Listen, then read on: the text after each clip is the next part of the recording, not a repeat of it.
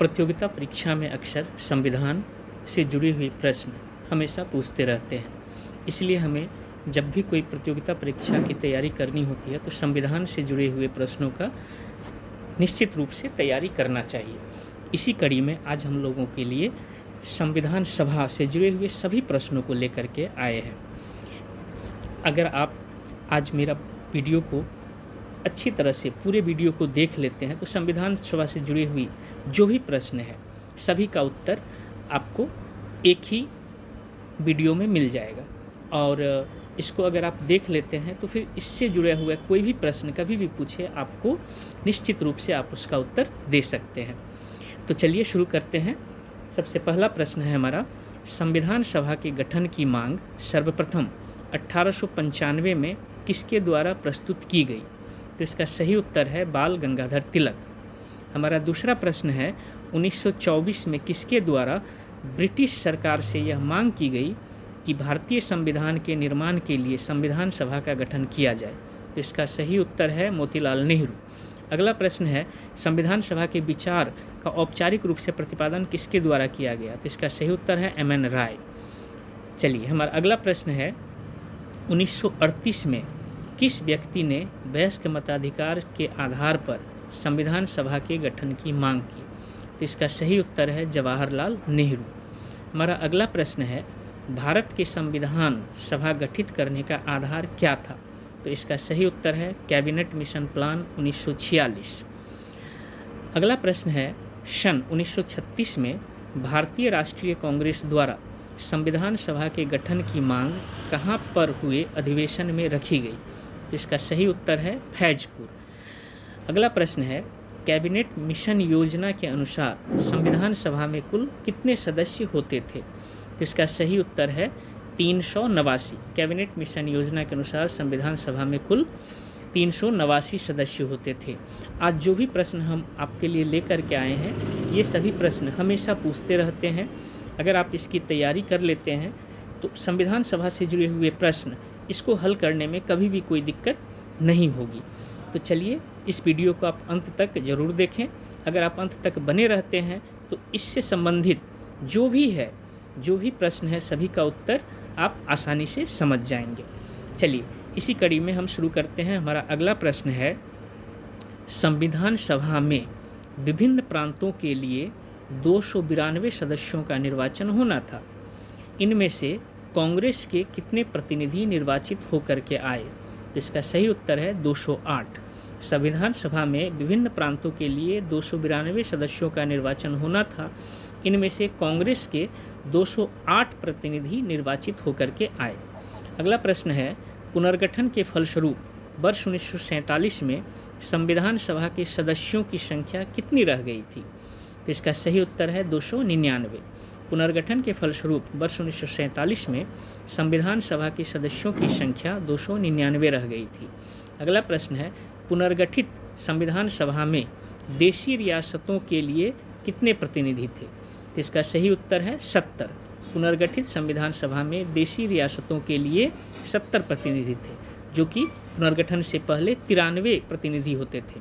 अगला प्रश्न है, पुनर्गठित संविधान सभा में विभिन्न प्रांतों के लिए कितने प्रतिनिधि थे? तो इसका सही उत्तर है 229। पुनर्गठित संविधान सभा में विभिन्न प्रांतों के लिए 229 प्रतिनिधि थे, जो कि पुनर्गठन से पहले 292 प्रतिनिधि होते थे। तो दोस्तों इस वीडियो को आप अंत तक ज़रूर देखें, आपके बहुत काम आने वाला है ये आज का वीडियो। चलिए अगला प्रश्न है, संविधान सभा में किस प्रांत का प्रतिनिधित्व सबसे अधिक था? तो इसका उत्तर है संयुक्त प्रांत का। संविधान सभा में संयुक्त प्रांत का प्रतिनिधित्व सबसे अधिक था। संयुक्त प्रांत से तात्पर्य हमारा अभी का जो उत्तर प्रदेश और उत्तराखंड मिलकर के जो क्षेत्र बनता था उसे पहले संयुक्त प्रांत के नाम से जाना जाता था। अगला प्रश्न है, संविधान सभा में किस देशी रियासत के प्रतिनिधि ने भाग नहीं लिया? तो इसका सही उत्तर है हैदराबाद। संविधान सभा में हैदराबाद रियासत के प्रतिनिधि ने भाग नहीं लिया था। अगला प्रश्न है, संविधान सभा में डॉक्टर बी.आर. अम्बेडकर का निर्वाचन कहाँ से हुआ था? तो इसका सही उत्तर है पश्चिम बंगाल से। संविधान सभा में डॉक्टर बी.आर. अम्बेडकर का निर्वाचन पश्चिम बंगाल से हुआ था। अगला प्रश्न है संविधान सभा का चुनाव किस आधार पर हुआ? तो इसका उत्तर है वर्गीय मताधिकार। संविधान सभा का चुनाव वर्गीय मताधिकार के आधार पर हुआ। तो आज जो संविधान से जुड़ा हुआ हमारा ये चैप्टर है, ये बहुत ही महत्वपूर्ण है। इसे जानना हम सबों के लिए, आपके लिए बहुत ही ज़रूरी है, क्योंकि संविधान से हमेशा प्रतियोगिता में कोई ना कोई प्रश्न जरूर पूछता है। और आज अगर आप देख लेते हैं तो इसमें आपको कभी कोई दिक्कत नहीं होगी। हमारा अगला प्रश्न है संविधान सभा के लिए चुनाव कब हुए? तो इसका सही उत्तर है 1946 में। संविधान सभा के लिए 1946 में चुनाव हुए। अगला प्रश्न है संविधान सभा की स्थापना कब हुई? तो इसका सही उत्तर है 9 दिसंबर 1946। संविधान सभा की स्थापना 9 दिसंबर 1946 को हुई। अगला प्रश्न है संविधान सभा का प्रथम अधिवेशन कहाँ पर हुआ था? तो इसका सही उत्तर है दिल्ली में। संविधान सभा का प्रथम अधिवेशन दिल्ली में हुआ था। अगला प्रश्न है संविधान सभा के उद्घाटन अधिवेशन की अध्यक्षता किसने की थी? तो इसका सही उत्तर है सच्चिदानंद सिन्हा। संविधान सभा के उद्घाटन अधिवेशन की अध्यक्षता सच्चिदानंद सिन्हा ने की थी। अगला प्रश्न है संविधान सभा का पहला सत्र कब हुआ था? तो इसका सही उत्तर है 9 दिसंबर 1946 को। संविधान सभा का पहला सत्र 9 दिसंबर 1946 को हुआ था। अगला प्रश्न है संविधान सभा के अस्थायी अध्यक्ष कौन थे? तो इसका सही उत्तर है सच्चिदानंद सिन्हा। संविधान सभा के अस्थायी अध्यक्ष सच्चिदानंद सिन्हा थे। अगला प्रश्न है संविधान सभा के अस्थायी अध्यक्ष कौन थे? ये तो आप सभी को पता ही होगा।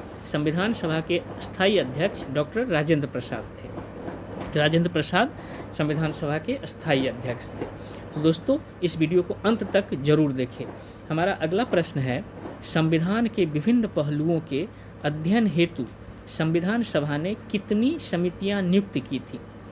तो इसका उत्तर है 13। संविधान के विभिन्न पहलुओं के अध्ययन हेतु संविधान सभा ने 13 समितियां नियुक्त की थी। अगला प्रश्न है संविधान सभा की प्रारूप समिति के अध्यक्ष कौन थे? तो इसका सही उत्तर है डॉक्टर भीमराव अंबेडकर। संविधान सभा की प्रारूप समिति के अध्यक्ष डॉक्टर भीमराव अंबेडकर थे। अगला प्रश्न है संविधान के प्रारूप समिति में सदस्यों की संख्या कितनी थी? तो इसका सही उत्तर है 7। संविधान के प्रारूप समिति में सदस्यों की संख्या 7 थी। हमारा अगला प्रश्न है संविधान की प्रारूप समिति के समक्ष प्रस्तावना का प्रस्ताव किसने रखा? तो इसका सही उत्तर है पंडित जवाहरलाल नेहरू।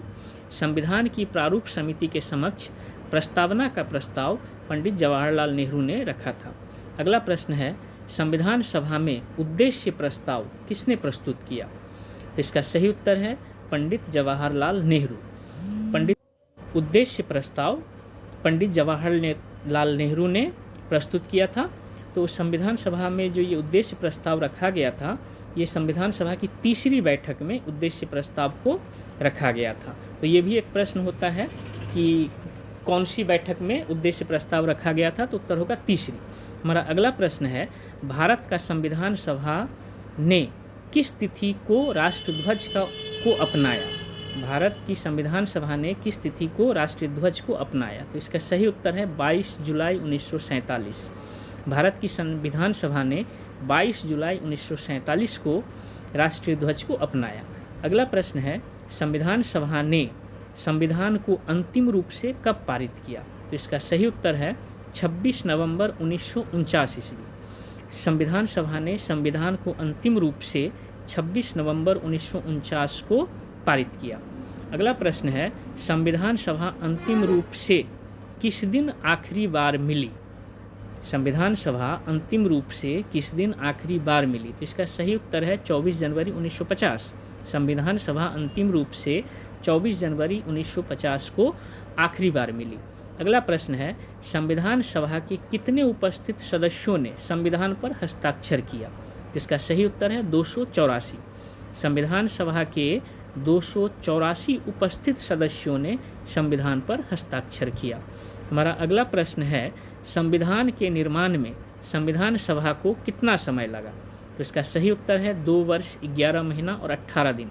संविधान के निर्माण में संविधान सभा को 2 वर्ष 11 महीना और 18 दिन का समय लगा। हमारा अगला प्रश्न है, संविधान सभा द्वारा अंतिम रूप से पारित संविधान में कुल कितने अनुच्छेद और अनुसूचियाँ थी? तो इसका सही उत्तर है 395 अनुच्छेद और 8 अनुसूचियाँ। संविधान सभा द्वारा अंतिम रूप से पारित संविधान में कुल 395 अनुच्छेद और 8 अनुसूचियाँ थी। अगला प्रश्न है, भारत का संविधान कब लागू हुआ? तो इसका सही उत्तर है 26 जनवरी 1950 ईस्वी। भारत का संविधान 26 जनवरी 1950 ईस्वी को लागू हुआ। हमारा अगला प्रश्न है, भारतीय संविधान सभा में महिला सदस्यों की कुल संख्या कितनी थी? तो इसका सही उत्तर है 15। भारतीय संविधान सभा में महिला सदस्यों की कुल संख्या 15 थी। हमारा अगला प्रश्न है, भारत के राष्ट्रीय चिन्ह अशोक स्तंभ को कब अपनाया गया? तो इसका सही उत्तर है 26 जनवरी 1950 ईस्वी। भारत के राष्ट्रीय चिन्ह अशोक स्तंभ को 26 जनवरी 1950 ईस्वी को अपनाया गया था। तो ये जो संविधान से जुड़ी हुई जानकारी है, ये टोटल संविधान सभा से जुड़े हुए प्रश्न हैं। संविधान सभा से जो भी प्रश्न होगा वो निश्चित रूप से इतना ही प्रश्नों में से होगा। हमारा अगला प्रयास संविधान सभा के संविधान के अन्य अनुसूचियाँ, धारा, इसके लिए हम अलग से वीडियो लाएंगे। ठीक है, आप हमसे जुड़े रहिए। प्रतियोगिता परीक्षा की तैयारी कर रहे भाइयों एवं बहनों तथा सभी छात्र छात्राओं के सामान्य ज्ञान, जीके की जानकारी को बढ़ाने के उद्देश्य से मैं यह छोटा सा प्रयास कर रहा हूँ। अगर मेरा यह प्रयास आपके तैयारी में किसी भी प्रकार से थोड़ा भी काम आ सके तो मैं अपने आप को धन्य समझूंगा। और अगर आपको मेरा यह प्रयास अच्छा लग रहा है तो आप मेरे इस चैनल को सब्सक्राइब ज़रूर करें। धन्यवाद।